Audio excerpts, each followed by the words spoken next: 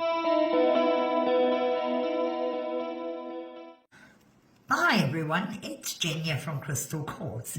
Alright, so today I was playing around and I was planning to do an ombre and well, something clearly went very wrong. So today I thought I'd just show you this. Now as I say, I was doing an ombre, I made a mistake. So I pretty much turned it into a simple wood grain effect. So when you make a mistake, it's not always hopeless. So I thought I'd show you quickly how to actually do this. So let me just grab everything here. All right. So what I have here, I'm going to use the Indulgence number 450. And I'm also going to use, the Indulgence number 452. So as I say, I started off wanting to do an ombre and things kind of went wrong. So I'm going to show you exactly what I did.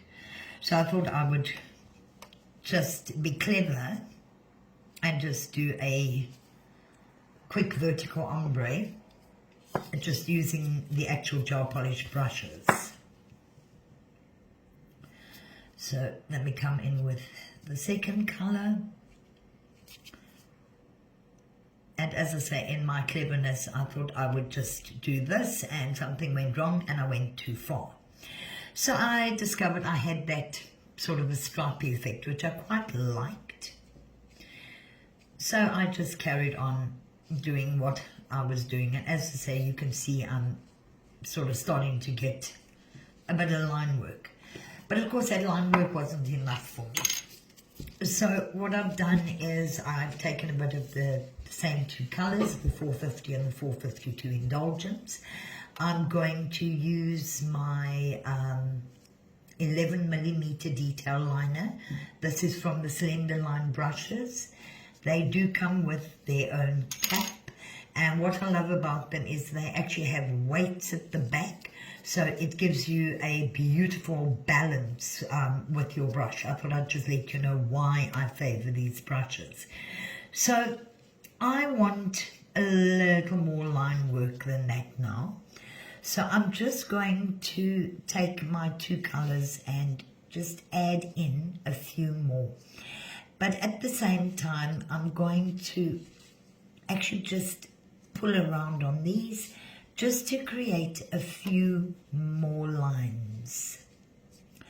Now, for those of you that haven't worked with the Indulgence, I just want to wipe my brush off, that haven't worked with the Indulgence gels, they are stunning. They are so highly pigmented that they work beautifully for freehand art as well. And as you can see, they're also one coat cover. So it just makes it so much easier for me to get my art done quickly. So at this point in time, I think I'm happy. Maybe pull around one or two more.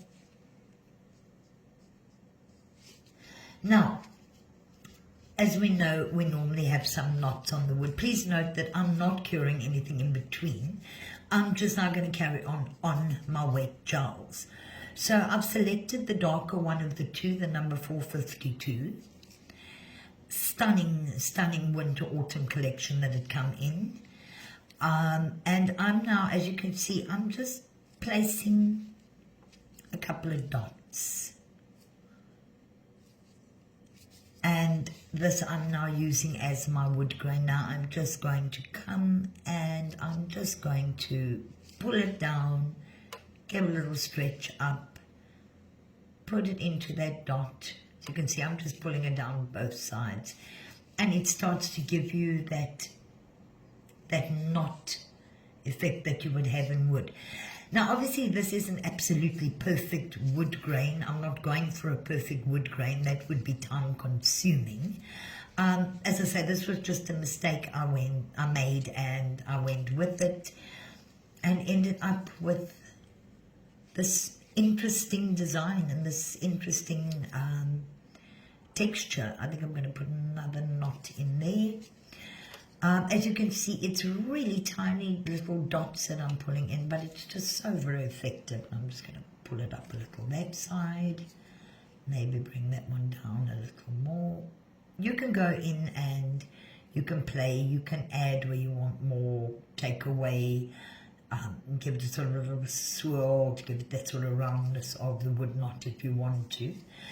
But yep, so yeah, so don't always write off your mistakes. They're not always mistakes. You can get some really stunning effects out of your mistakes.